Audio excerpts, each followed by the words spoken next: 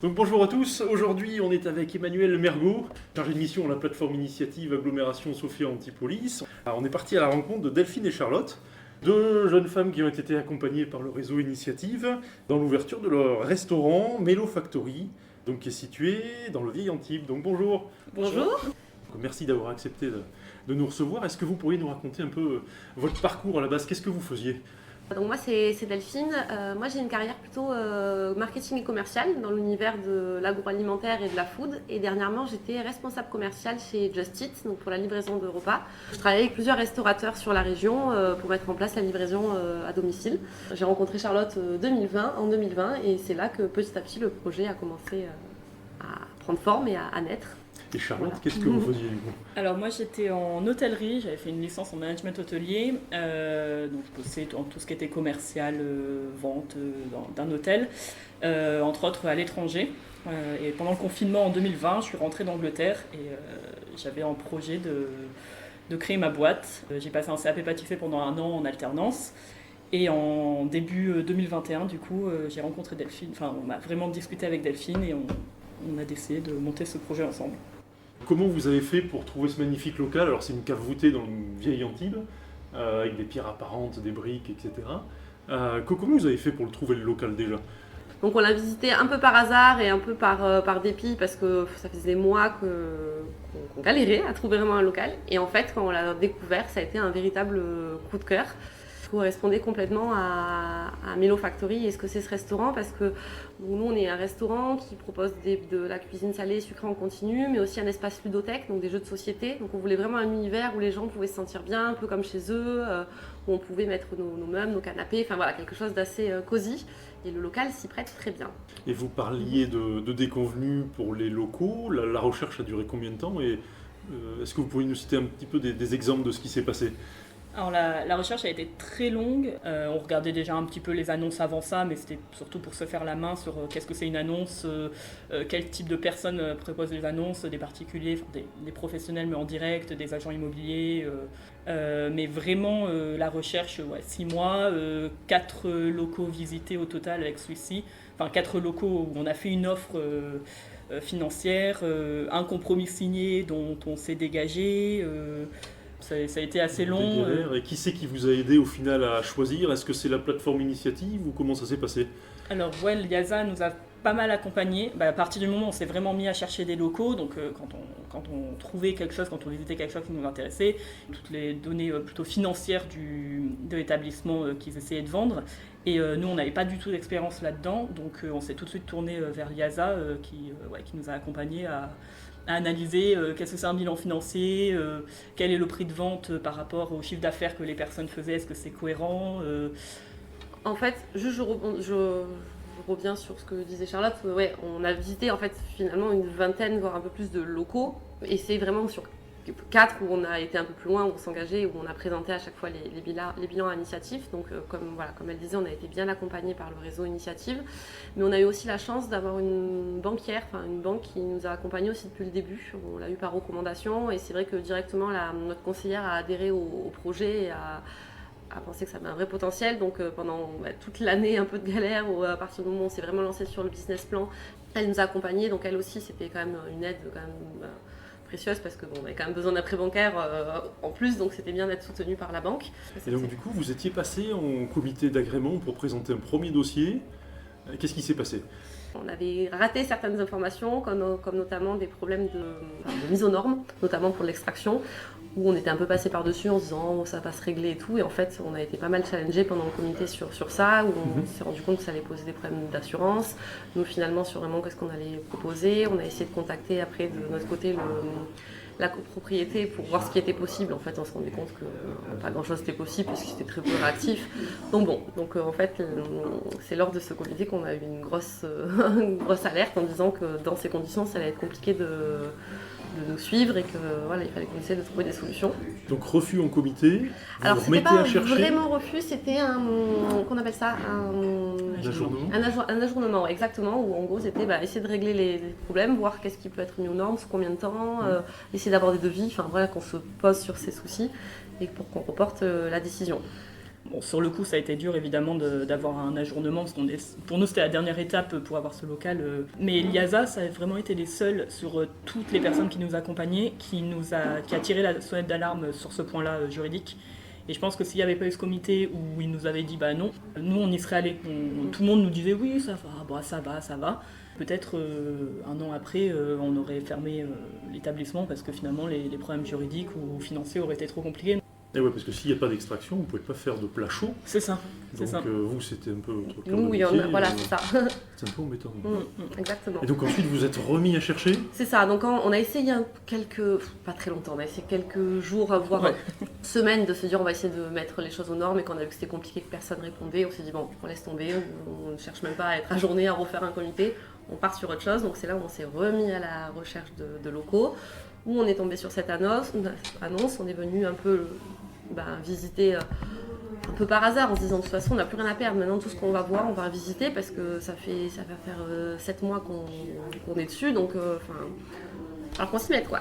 Et ça a été un véritable coup de cœur, donc très rapidement on s'est mis sur le dossier, on est revenu vers l'initiative pour leur dire voilà on a trouvé ça, est-ce que dans ces conditions on peut essayer de repasser en comité. Donc ils ont analysé très rapidement les documents qu'on avait.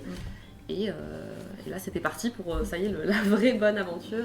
Au niveau du financement, vous avez eu le financement bancaire, ensuite vous avez eu le financement de la plateforme initiative, et ensuite vous aviez fait une campagne de crowdfunding, c'est ça? Exactement, c'est ça. Donc on avait notre rapport personnel, on avait le prêt d'honneur de réseau initiative, la banque, et donc crowdfunding, parce qu'on s'est dit, il nous manque un petit gap pour finir d'aménager. Donc on a lancé une campagne de crowdfunding donc sur la plateforme KissKissBankBank. Et ça a été un véritable succès. En fait, on a demandé à 6 000 € et on est arrivé à avoir 9 500 à peu près, assez rapidement. Enfin, on avait mis sur un mois et demi et en 2 semaines, en 10 jours même, on avait atteint je crois les 100% et après ça a été que du bénéfique, du plus. Donc c'était vraiment une très bonne expérience. Et pourquoi KissKissBankBank? J'avais comparé toutes les plateformes, j'avais essayé de regarder les interfaces, celles que je trouvais les plus attractives, ça a été vraiment au feeling quoi. Donc KissKissBankBank et Ulule sont assez généralistes en fait, finalement ça peut toucher tous les projets et tout. Et après il existe des plateformes qui sont beaucoup plus spécialisées, donc il y en a une qui est quand même plus spécialisée dans l'alimentaire, dans l'agriculture, donc on s'était dit est-ce qu'on va peut-être plutôt sur celle-là ou on reste sur du plus précis. Et après finalement on s'est dit non, vaut mieux aller toucher plus large, quelque chose qui soit plus reconnu, avec l'interface qu'on trouve plus attrayante, et on est parti sur KissKissBankBank. Et pas de regret parce que c'était bien, on est bien accompagné en fait. À partir du moment où on commence à créer le projet, on a un account manager qui s'occupe de nous et qui nous dit ce qu'il en pense, si la page est bien faite, qui nous conseille, suit le projet. Un truc et astuce pour ceux qui voudraient monter une campagne de crowdfunding, c'est quoi? C'est d'avoir des beaux visuels, raconter une belle histoire. Vous étiez du marketing avant, ouais. Marketing, mais qu'est-ce que vous pourriez conseiller à un type lambda qui veut créer sa boîte? Il faut donner envie, donc il faut être vrai déjà, il ne faut pas jouer un rôle je pense, et donner envie. Donc nous ce qu'on a fait dès le départ, c'est qu'on a créé une petite vidéo nous présentant, en disant qui on est, en nous présentant le projet. Et cette vidéo, ça a été un peu la tête d'affiche sur la campagne de crowdfunding, et on l'a aussi diffusée sur les réseaux sociaux. Oui, chose importante aussi, on a créé nos réseaux sociaux assez tôt dans le projet, parce que déjà, on a lancé les réseaux sociaux en janvier 2022. Vous avez quoi du coup? Facebook, Instagram, oui, c'est ça. Okay. Parce que déjà, comme au départ, on espérait pouvoir ouvrir en mars 2022, on s'est dit 2 mois à l'avance, ça permet de déjà se faire une petite communauté. Et au-delà de ça aussi, parce qu'on avait beaucoup de nos proches qui nous demandaient régulièrement alors c'en est où, et c'était gentil de leur part, mais c'était un peu fatigant de tout le temps répéter ah ben là c'est compliqué, là il y a ci, là il y a ça. Donc on s'est dit on va commencer à créer les réseaux sociaux, comme ça on va pouvoir partager en fait à nos proches où est-ce qu'on en est et comment on avance sur le projet. Donc on a lancé nos réseaux sociaux en amont pour partager à nos proches justement le suivi du projet. Et en fait au moment de la campagne du crowdfunding, c'était super parce qu'on avait déjà 150 followers sur les réseaux sociaux. Qui ont tous participé à la campagne? Alors non, pas forcément, mais du coup, comme on avait créé cette vidéo, on l'a aussi partagée sur nos réseaux sociaux pour dire coucou, voilà, on lance une campagne, voilà qui on est, pour ceux qui nous connaissent peut-être un peu moins. Donc c'était bien aussi parce ça nous a permis de communiquer sur ça. Mes conseils, donc la vidéo, je trouve que c'est un super moyen de se faire connaître. Et effectivement, de beaux visuels. On avait essayé de prendre le plus de photos possible de nos plats, de qui on est. je trouve que c'est important de mettre de l'humain derrière ça, donc on avait pris aussi du temps pour se présenter, Charlotte et moi, de parler de nous, avant de parler vraiment du lieu et du projet. Et dernier conseil, c'est essayer d'avoir des contreparties un peu sympas, quoi, qui donnent envie aux personnes de donner. Donc, Là, c'était quoi du coup? alors nous, on en avait plusieurs, ça commençait à 15 € et ça a monté jusqu'à 500 € la privatisation. Ouais. Donc les premières contreparties, c'était vraiment juste une boisson et un scone. Après, on rajoutait des pâtisseries, après on va rajouter des formules brunch. Comme on a des jeux de société et qu'on travaille avec Dernier Rempart, qui est un magasin sur Antibes de jeux de société et de livres, on proposait aussi dans certaines contreparties des bons d'achat chez eux. Et par contre, systématiquement, et ça coûte rien et ça plaît, on disait on fera un Hall of Fame dans le restaurant avec le nom de tous les contributeurs. Donc là, il est là où il est à l'étage et on a fait ça sous forme de mots mêlés où en fait c'est comme un jeu, donc ça reste dans l'esprit ludothèque où il faut trouver le prénom et donc il y a le prénom de tous nos contributeurs. Pareil dans les... Combien, pardon, du coup, de contributeurs? On en a eu 90. Et oui, il y a notre contrepartie aussi qu'on a faite et qui a plu, c'est le gâteau, enfin c'est vous le patron. Donc en fait, on peut choisir pendant une semaine le gâteau de son choix et on le met en vitrine pendant une semaine et il s'appelle c'est vous le patron de Céline, de Marie. Donc là, vous avez ouvert depuis combien de temps? Là, on a ouvert le 11 novembre 2022. Le restaurant, il fait combien de places? Donc il y a deux parties. Il y a une partie restaurant pur avec combien de places assises? Alors en fait, il n'y a pas forcément deux parties. Tout est restaurant entre guillemets pur. D'accord. Et les gens qui mangent peuvent après prendre des jeux de société, jouer. C'est juste qu'on a un petit hall au rez-de-chaussée, on a un petit hall où il y a 10 places assises. Et ensuite, il y a tout l'espace en sous-sol où là, on a 35 places assises. Donc en fait, on monte au total à 45 places assises dans le restaurant. Et ça, vous arrivez à le gérer? Donc Charlotte est en cuisine, C'est ça. vous êtes en salle. Exact. Est-ce que vous arrivez à le gérer pendant le week-end par exemple ou... Alors voilà, effectivement, on s'est rendu compte très rapidement que le week-end, d'être à deux, c'était compliqué parce que donc du coup Charlotte est en cuisine, moi je suis en salle et je m'occupe aussi des boissons, de bar. Donc la semaine c'est gérable, le week-end on s'est vite rendu compte que c'était compliqué. Donc on a lancé assez tôt en fait le recrutement sur de la partie, sur des extras. Et c'est là où on a commencé déjà à toucher du doigt les problèmes de recrutement en restauration. Vous êtes passé par qui pour rechercher ces employés? Par Pôle emploi ou, Alors non, on a nos réseaux sociaux, on a publié nos offres sur Instagram et sur Indeed. Au début on avait fait LinkedIn aussi, Ouais. mais on s'est rendu compte que ça ne prenait pas forcément. Et là aussi ça a été des épreuves parce qu'on avait trouvé une première personne. Donc au début c'est que sur des contrats courts de week-end avec entre 10 et 15 heures par semaine. Je ne peux pas proposer plus pour l'instant. Donc on avait trouvé une personne qui était super, avec qui on travaillait bien. Finalement lui de son côté il cherchait à avoir plus d'heures. Donc il avait complété avec un autre restaurant, donc on trouvait ça bien. Et on l'avait dit écoute, si à terme tu peux plus bosser avec nous parce que l'autre restaurant te propose plus, on comprend, il n'y a pas de souci, tu nous parles, tiens-nous au courant.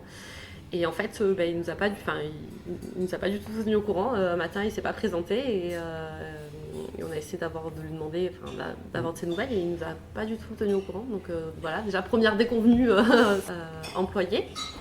Donc on est reparti sur une autre campagne de recrutement. Donc là, on avait trouvé une seconde, une employée aussi qui travaillait avec nous les week-ends. Mais elle, pour le coup, elle a des petits soucis perso qui la contraignent à repartir certains week-ends dans sa famille. Donc finalement, on ne peut plus compter sur elle tous les week-ends. Donc là, on est en train de lancer une troisième phase de recrutement pour pouvoir compléter les week-ends où elle sera absente. Qu'est-ce que vous proposez comme plat? Est-ce que vous pourriez nous décrire un petit peu? Alors le resto, c'est un resto qui est d'inspiration initialement anglo-saxonne. Donc on a voulu retranscrire les brunchs qui sont proposés dans les pays anglo-saxons, dans une atmosphère un peu néo-indus. Du coup, on a dans les plats qu'on propose, on a voulu faire quelque chose qui se fait pas trop sur Antibes, mais dont la demande est là. Le plat phare en salé, c'est un English breakfast, donc vraiment saucisse, bacon, œuf. Après, il y a des classiques du brunch, mais bon, toujours autour de l'œuf. Mais un point qui nous tient vraiment à cœur, c'est d'avoir des produits qui sont sourcés localement. et de saison. Donc par exemple, je prends l'exemple des pancakes. En ce moment, on a des pancakes avec des fruits dessus. Jusqu'à il y a un mois, il n'y avait pas de fraises en France, donc il n'y avait pas de fraises jusqu'à il y a un mois sur nos pancakes. Là, les premières sont arrivées, donc on était toutes folles et on a mis des fraises sur les pancakes et on est trop contente. Vous fournissez où du coup? Alors pour les fruits et légumes, on se fournit vraiment très localement à la Fontonne sur Antibes, une primeur qui s'appelle le Jardin de Joséphine. Qui a des produits, alors évidemment tout n'est pas cultivé sur Antibes, mais les produits sont le plus locaux possible. Les pommes de terre par exemple viennent du 04, donc c'est pas très loin, juste dans la montagne. Après au niveau des saucisses et du bacon, on a la chance de travailler avec une femme qui a monté son entreprise il y a 20 ans sur Antibes et qui fait des saucisses typiquement anglaises et du bacon vraiment de qualité typiquement anglais. Avec de la viande française. Avec de la viande française, c'est la ça. la méthode anglaise. C'est ça. Okay. Elle s'appelle comment? Sausage. Sausage. Donc c'est Emma, elle, et son entreprise s'appelle Sausage, ce qui est derrière la place de Gaulle. D'accord. Vraiment très très proche. Et après, pas mal de produits. On a des produits qui viennent de Grasse. Là, je viens de servir du ketchup à des clients. C'est du ketchup qui est fait à Grasse avec des tomates de Grasse. Du ketchup fort, pas fort. Voilà. Également côté boisson, du coup, on a le café, on travaille avec la Torreffe de Fersen, qui est un torréfacteur qui est sur Antibes, à 2 rues d'ici. Donc le café aussi est... Enfin, le café n'est pas à Antibes, mais en tout cas, il est torréfié à Antibes. Le thé, c'est une entreprise qui s'appelle Sol à Sol. C'est une petite entreprise qui travaille majoritairement en bio et qui est basée à Marseille, mais voilà, qui travaille elle-même avec que en commerce équitable et tout pour faire venir les thés. Donc voilà, quand c'est pas locaux, au moins on essaie de faire que ça soit au plus propre possible, au plus éthique. Voilà, on a des kombucha aussi qui viennent de chez Riviera Kombucha, eux-mêmes basés à Grasse. C'est vraiment quelque chose qui est important pour nous. 4 mois après l'ouverture, est-ce que vous êtes heureuse d'avoir fait ce choix de créer à deux un restaurant? Bah oui. Ouais, pour non, pour l'instant, oui. malgré, tout le monde nous mettait en essai en alerte, donc on a ouvert, comme on disait, le 11 novembre. Oh là là, vous ouvrez pendant le mois le plus calme de l'année, hors saison, et en plus le mois qui est censément le plus calme de l'année. Attention et tout, donc on savait qu'il y avait un risque, et c'est vrai que on a ouvert un vendredi, donc le 11 novembre, et le premier dimanche, donc 2 jours après, on était déjà complète, et en fait ça a été ça tous les dimanches qui ont suivi, les samedis sont remplis aussi, donc enfin, on a été vraiment heureuse de voir que ça prenait rapidement. Alors on est impatient quand même de voir vraiment la saison, ce que ça va donner, mais en tout cas pour une ouverture en hiver, on est content, c'est ça. Et du coup, ce qu'on a fait aborder aussi, donc ça c'est vraiment la partie restauration, mais on disait on a beaucoup de jeux de société aussi, on a une 60aine de jeux de société. Il y a aussi un public qui vient particulièrement pour ça, qui prend une boisson ou une pâtisserie et qui viennent tester des jeux. Et on a aussi ce réseau-là et ce bouche à oreille-là qui fonctionne bien parce qu'en Antibes, il n'y a pas de ludothèque. Et en tout cas, si je pouvais juste ajouter un point qui nous avait... on avait beaucoup été challengés pendant la création d'entreprise sur le point de l'association. Delphine et moi, première entreprise, on a une société qu'on a créée à 55 ans, donc on est tout autant engagés l'une que l'autre. Mais évidemment, on nous a challengés de nous dire est-ce qu'on est bien consciente de ce que ça implique. On en a discuté très longtemps. Je pense que notre force, c'est vraiment de communiquer sur les points. Dès qu'une graine peut-être de conflit peut arriver, on communique directement dessus. On s'écoute pour l'instant, ça fait que 4 mois qu'on est ouvert, mais ça fait plus d'1 an, enfin du coup 1 an et demi, 2 ans peut-être qu'on est en association. Et ça se passe très bien. Vous aviez jamais travaillé ensemble avant? Non, on n'avait jamais travaillé ensemble, mais ouais, voilà, c'est important de vraiment discuter, d'impliquer aussi sa famille. On a vécu ça presque comme une mise en relation en couple. On n'était pas trop engagés tant qu'on n'avait pas présenté l'une ou l'autre à nos parents. C'était vraiment... mais ouais, c'est vrai que si tout l'entourage aussi donne son avis ou ressent l'autre personne d'une certaine manière, ouais. Si Charlotte en cuisine, il lui arrive un truc, un pépin, n'importe, un accident, maladie, etc. Vous êtes en capacité de la remplacer? Alors pas vraiment. Ouais. Non, on est dans le process de formation qu'avant la saison, s'il y a quoi que ce soit. Je puisse être opérationnelle en cuisine. Mais c'est vrai que là, tout de suite, à l'heure où on se parle, non, si Charlotte n'est pas là, ça peut être compliqué de gérer la cuisine, quoi. Tout comme on a de très bons retours, par exemple, sur le service. Un service très accueillant, très sympa, tout ça. Le service, c'est Delphine. Et si Delphine n'est pas là et que je suis en service, évidemment, ce ne sera pas la même chose. On n'est pas les mêmes personnes. Donc, oui, de toute façon, on est quand même assez indispensables et assez complémentaires l'une de l'autre. Je rebondis sur le assez complémentaire et sur la partie association, où ça aussi c'était une vraie force, où Charlotte et moi on a une base commune, on va dire, où on a la même vision, la même envie, on va dans le même sens, on partage vraiment des valeurs communes dans la vie et autour du projet et dans la vision de Melon Factory. Mais au quotidien on est très différentes et très complémentaires.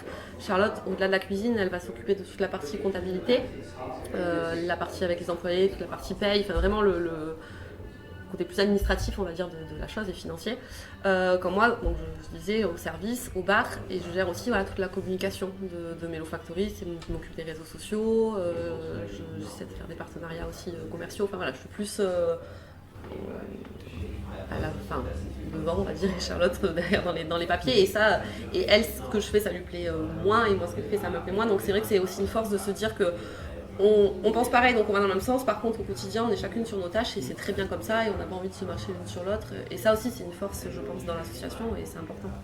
Et si vous avez des conseils à donner à des personnes qui veulent se lancer en restauration? Motivé, mais je pense que c'est pas que dans la restauration, aussi dans la création d'entreprise, dans tous les cas. Être conscient que ça va pas être un long fleuve tranquille en fait et être prêt à passer les épreuves parce qu'il y a des moments plus compliqués, mais derrière il y a toujours du positif qui arrive. Mais c'est dans la vie en général. Mais voilà, je pense qu'on commence sa société conscient que ça risque de pas être facile tous les jours et être prêt à endurer ça. Être bien entouré et par ses amis et par sa famille. Je ne compte pas le nombre d'heures, la famille de Delphine est plus loin, mais moi ma famille est proche et je ne compte pas le nombre d'heures qu'ils ont fait à venir le week-end, à venir même faire la plonge un soir parce qu'on est fatigué. Mon conjoint est très présent, il a été très présent pendant les 3 semaines de travaux, le père de Delphine également. Donc ça, si on n'avait pas ça aussi, ce serait beaucoup plus compliqué à gérer. Savoir se remettre en question, ça c'est un peu ce que disait Charlotte tout à l'heure, entre nos déconvenus de locaux, on a changé d'avocat, on a changé d'agent immobilier, ça c'était aussi par la force des choses, mais se dire que pas prendre les choses pour acquis, c'est pas parce qu'on a choisi un partenaire que ça va être le bon et qu'on va le garder toute la vie, savoir se remettre en question et dire là ça ne va pas, là il faut changer et puis savoir s'adapter en général. Dernier conseil, parce que beaucoup, être multitâche en fait, parce que oui, Charlotte fait la cuisine et la compta, et oui, je fais les factures et je gère Instagram, mais à côté de ça, hier on avait les toilettes bouchées, donc Charlotte avait bouché les toilettes, on a été inondés 3 fois, donc le matin on arrive, il y a de l'eau partout, bon il faut gérer ça, pendant les travaux on a eu une mauvaise surprise d'électricité, Charlotte et moi on n'y connaît strictement rien, donc ok, on a son conjoint qui a pu nous aider, mais il nous a aussi un peu montré certaines choses. Donc maintenant, je sais choisir des prises à Castorama, chose que je ne savais pas faire avant. Enfin, voilà, il faut être sage et être ok pour apprendre des choses. Et voilà. Écoutez, merci beaucoup en tout cas de nous avoir reçus et d'avoir pris du temps. Merci à vous. Merci. Et à bientôt et bonne continuation. Merci, à bientôt chez Melon Factory du coup aussi.